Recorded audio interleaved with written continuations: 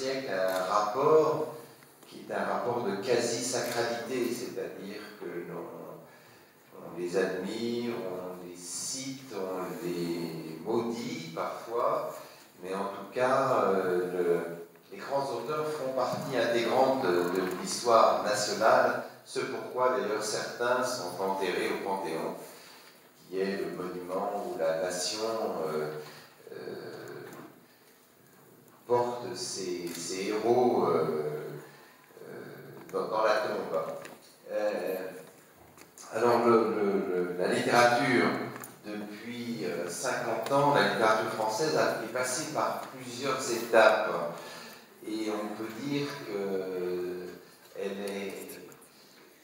qu'elle a connu, après l'essor de l'existentialisme, après Sartre et Camus, qui ont été extrêmement célèbres, après les nouveaux hussards, il y a eu ce qu'on a appelé le nouveau roman, qui a rendu la littérature française populaire, mais avec un certain nombre d'effets pervers, en tout cas, à mon sens.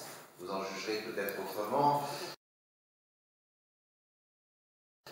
qui se caractérise par des noms comme Roch Griel, Nathalie Sarraute, Marguerite Duras, Claude Simon et beaucoup d'autres. Dans le nouveau roman, on décrète dans les années 60 que le personnage est mort, que l'histoire doit disparaître, puisque désormais le cinéma est capable mieux que l'écriture de raconter des récits, et que maintenant la littérature doit s'orienter vers des jeux exclusivement formels.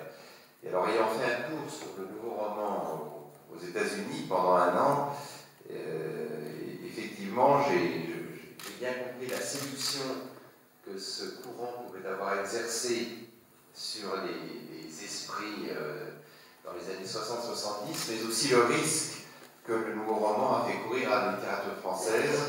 Et ce risque s'est vérifié dans les années suivantes, puisque petit à petit, le roman s'est orienté vers des jeux strictement théoriques ou formels.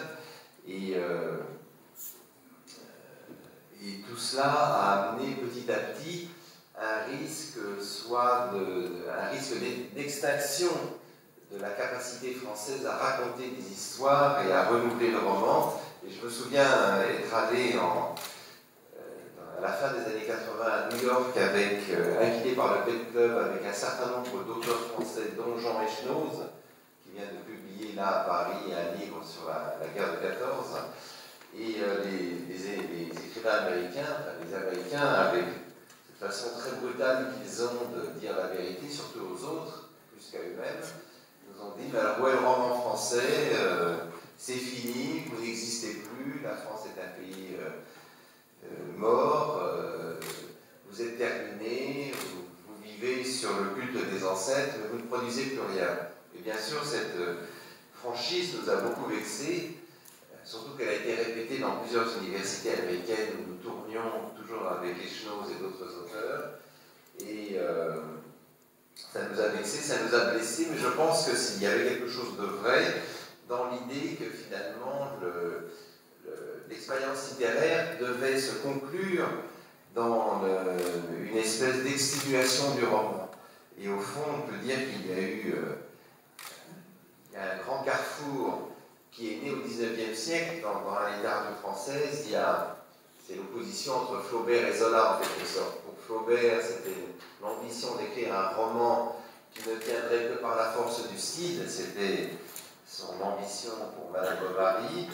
Et puis, il y a de l'autre côté le courant naturaliste, incarné par Balzac et puis par Zola, qui voulait faire de l'écrivain la caisse de résonance de la société. Et ce courant naturaliste a été évidemment affaibli par la naissance des sciences sociales et par le fait qu'on ne demande plus forcément à l'écrivain d'être le miroir de la société, mais peut-être une autre voie. Et on peut dire que cette opposition entre une écriture qui ne serait porté que par la force de la prose, et un roman qui serait en quelque sorte la caisse de résonance de toute la société actuelle. Cette opposition est réapparue dans la deuxième moitié du XXe siècle en France. D'un côté, donc, les théoriciens du nouveau roman, les Tolkieniens, les hyperformalistes, et de l'autre, ceux qui prétendaient incarner une tradition plus classique de l'écriture romanesque. Et alors, il y a eu au fond deux manières pour la France de sortir de cette impasse. La première manière, ça a été l'inflation de l'autobiographie et de l'autofiction dans les années 80, 90, 2000 dans la littérature française. C'est-à-dire que finalement, puisque le roman n'avait plus rien à dire sur le monde, eh bien, on allait parler de soi. Et tout cela était contemporain de la naissance de l'individualisme, enfin plutôt de l'éclosion de l'individualisme en France.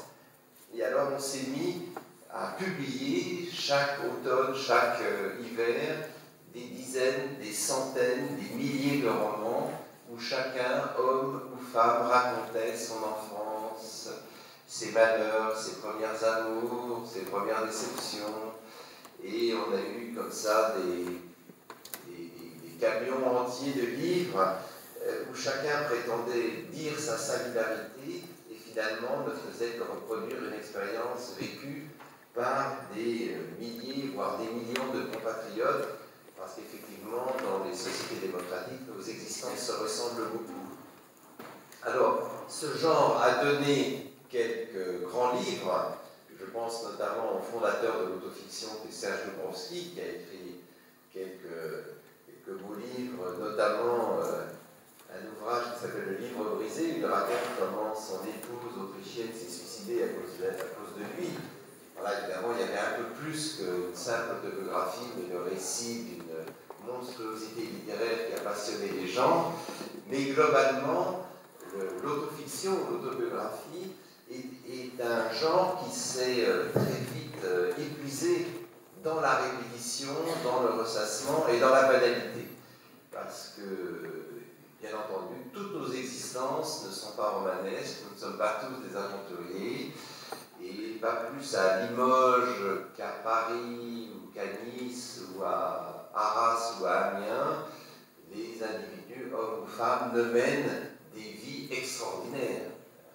Souvent, la vie est assez banale, et le fait d'avoir reçu une fessée de son père à l'âge de 4 ans, d'avoir connu ses premiers émois sexuels à 12 ans, ne mérite pas forcément 400 pages d'écriture intense et serrée.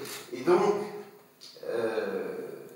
au début des années 80, la littérature française est dans une impasse. 80-90, elle se répète, elle perd de son universalité, elle n'est plus lue, elle n'est plus traduite, elle traverse une crise gravissime. Et à ce moment-là, au fond, pour la génération des jeunes auteurs, il y a, me semble-t-il, un double déclic. Il y a un déclic américain, ou disons anglo-saxon, et sud-américain, qui fait que la narration nord-américaine, tout d'un coup, réactive un certain nombre de valeurs que nous avions oubliées. Et le génie des Américains, c'est de nous vendre à nous, Français, des romans qui ressemblent presque trait pour trait aux romans de Balzac, de Stendhal, de Flaubert, de Zola, c'est-à-dire qu'ils ont réinventé le réalisme, le naturalisme, en parlant de leur propre société, avec un naturel et un sans-gêne qui nous a effectivement stupéfaits. De la même façon, la littérature sud-américaine réinvente ce qu'on appelle le réalisme magique, c'est-à-dire une certaine manière de raconter le monde et la société que nous avions décrété obsolète ou désuet. Et puis il y a une deuxième influence très importante qui, elle, nous arrive directement des pays du bloc communiste. Notamment, je pense à Kundera, je pense à Gallaré, je pense à un certain nombre d'auteurs d'Europe centrale ou orientale, ou russes, qui non seulement exprime la réalité du communisme, mais surtout réinvente une écriture que nous avions là aussi oubliée. Et l'influence de ces deux courants, le courant américain et le courant centre-européen ou est-européen, fait que les auteurs français, les jeunes auteurs, ceux qui ont aujourd'hui du succès, se réveillent d'un long sommeil dogmatique où les avaient plongés les avant-gardes de l'après-guerre et comprennent que la littérature française ne pourra être sauvée que si elle dit aussi quelque chose de la société française et quelque chose qui peut intéresser les autres sociétés et les autres peuples. Et dans ce domaine, il me semble qu'il y a deux grandes directions qui se dessinent depuis une dizaine ou une quinzaine d'années. La première direction, c'est le roman policier, là aussi directement inspiré des Anglais, mais aussi des Américains, des grands auteurs américains, et qui reprend une tradition française qui avait été elle-même mise de côté. Je pense à Siménon, je pense à Jacques Rizot, je pense à Boileau Larcejac. Et donc on voit un certain nombre de jeunes auteurs français qui écrivent des romans policiers, qui en écrivant ces romans-là racontent des pans entiers de la société française qui étaient passés sous silence, sous l'afflux considérable de la confession et de l'autofiction. Et puis l'autre école qui apparaît, c'est celle de ceux que nous aimons aujourd'hui. Vous avez parlé de Houellebecq tout à l'heure, on pourrait parler aussi d'Emmanuel Carrère, d'un certain nombre d'autres auteurs qui décident, au fond, de s'emparer à bras-le-corps des problèmes contemporains et de raconter la France aux Français, c'est-à-dire de raconter aux lecteurs une France qu'ils ne voient pas, qu'ils ne connaissent pas ou qu'ils ne veulent pas connaître. Et depuis une dizaine d'années, peut-être même plus, le roman français retrouve une stature internationale grâce à ces romanciers-là, parce que précisément, il a compris que la littérature ne se réduit pas uniquement à des jeux formels, pas uniquement à la volonté de détruire le langage de l'intérieur ou de saborder la représentation ou de subvertir, comme on disait de manière pédante, le phallo-logocentrisme, toute cette rhétorique de la déconstruction dont j'ai été abreuvé dans ma jeunesse et à laquelle je suis devenu complètement allergique dans la maturité, comme d'ailleurs la plupart des gens de ma génération, mais que le rôle de la littérature, c'est comme l'a dit Kundera, de façon très simple, c'est de dire le monde. On ouvre un livre pour essayer de comprendre du monde contemporain quelque chose que nous ne comprenons pas tout seuls. Et alors dans cette nouvelle littérature, il y a évidemment de très nombreuses femmes écrivains qui publient avec beaucoup de talent, de très nombreux jeunes gens, et il me semble que la France est, grâce à cela, passée à côté d'un effacement potentiel. La même chose pourrait être dit d'ailleurs du cinéma. Là aussi, après la nouvelle vague qui a été très riche et qui a été marquée par une très grande éclosion de talent, le cinéma français est passé par une période d'intimisme outrancier où chaque semaine sortait un film qui nous racontait comment la boulangère couchait avec l'épicier, qui lui-même couchait avec la tante du maraîcher, et c'était l'éternelle reproduction du triangle adultérin à des milliers d'exemplaires. Je t'aime, tu ne m'aimes pas, tu m'as oublié, est-ce que tu penses à moi? Ça continue d'ailleurs en France, puisque nous sommes un pays qui aime bien parler d'amour, mais comme toujours, les chefs-d'œuvre sont rares en l'occurrence, et l'impression de ressassement est écrasante. Et là aussi, le cinéma français, sous l'influence d'ailleurs d'un grand nombre de cinémas étrangers, s'est emparé des problèmes de l'époque et est devenu beaucoup plus intéressant, beaucoup plus captivant qu'il ne pouvait l'être à un moment donné.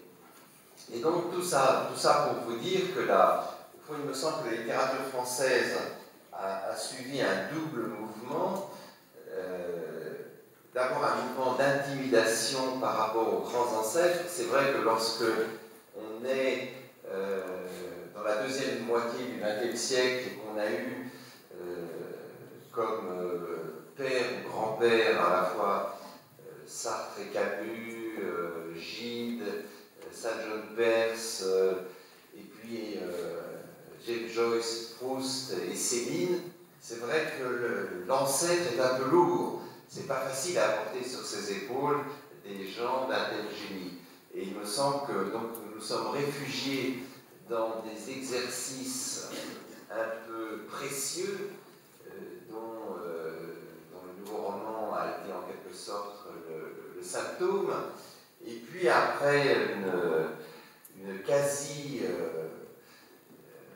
disparition, la littérature française s'est réveillée parce qu'elle s'est mise un peu à l'école des autres cultures, à l'école des autres sociétés, et que de cette écoute des autres mondes, elle a réussi à recomposer une nouvelle synthèse qui est la littérature contemporaine.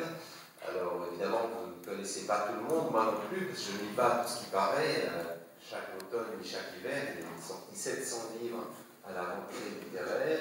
Il en sort 500 dans un mois en janvier.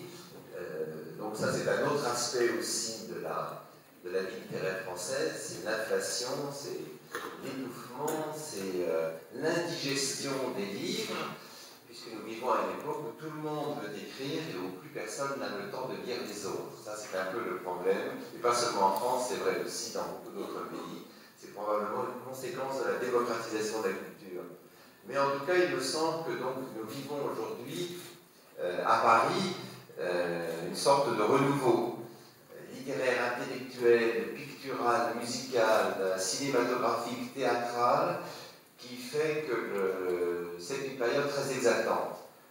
C'est une période où à la fois la création interne et l'ouverture aux autres sociétés fait que la France est sortie, au moins sur le plan culturel, sur le plan économique, ça c'est un autre problème, mais la France est sortie du marasme des années 80-90 et a retrouvé une voie sur la scène internationale.